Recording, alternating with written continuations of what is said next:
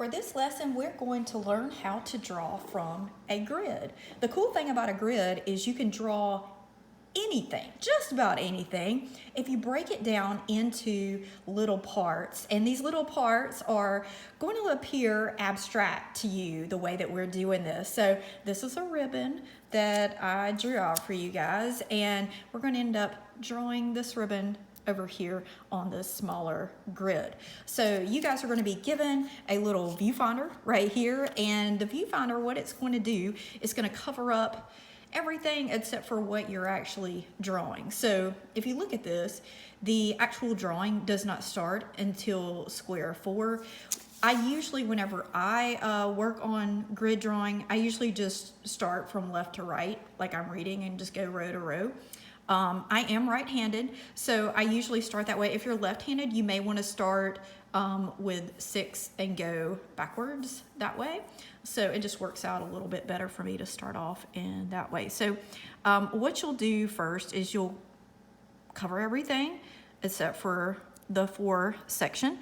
And what I usually do whenever I try to draw from a grid, I usually try to find the center of things, and you do not have to go to this extreme, but what I'm doing is I'm just drawing out like a little bullet square here, and I'll do another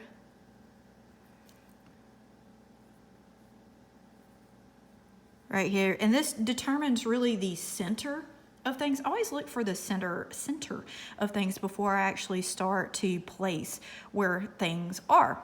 Like I said, it's up to you how you want to start and how you want to do this, but it does help me. So I know, obviously, my first line, it starts in this corner here. So what I usually do is I make a mark where it begins, and then I figure out where it ends. So this ends a little bit lower than that center little grid that I drew.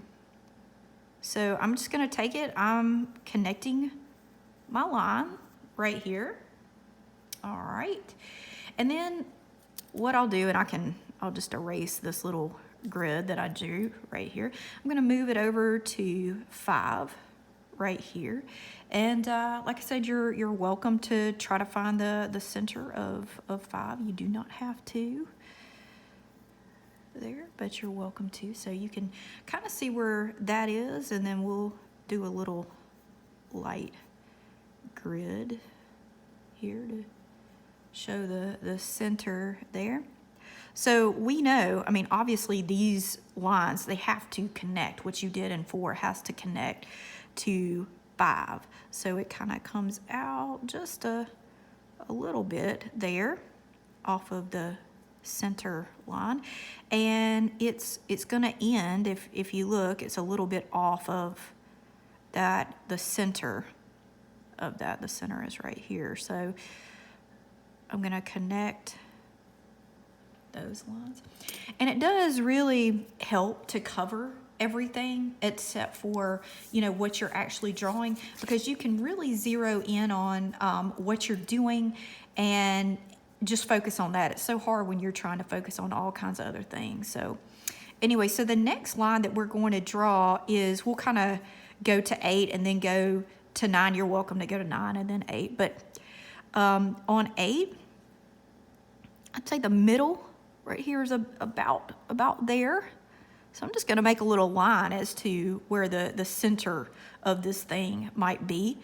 And I know my line starts here, and looks like the middle is about right there. And I know that this line,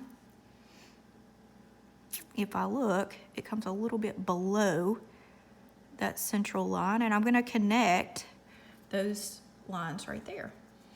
And then I'm moving it over to number 9. And you can always kind of look back at 8 and shift and all the things if you'd like to do something like that. This, the center of all this is roughly about right there. Now my line needs to start right here. there's a little bitty, if you look at the negative space here, there's a tiny little triangle that's happening right there. So I want to mark and look, I'm looking at this negative space here more than this line. So I'm kind of looking at the space around what I'm doing. So if I'm doing this, I may end up looking at this little triangle, this negative space of triangle, and look at that shape and try to emulate that shape outside of this. So if you look at that and you look at how much space is left over right here, those really connect together really well. So just continue to do that, continue to cover things, continue to look at your negative space and positive space, and I think you're going to be good to go on this.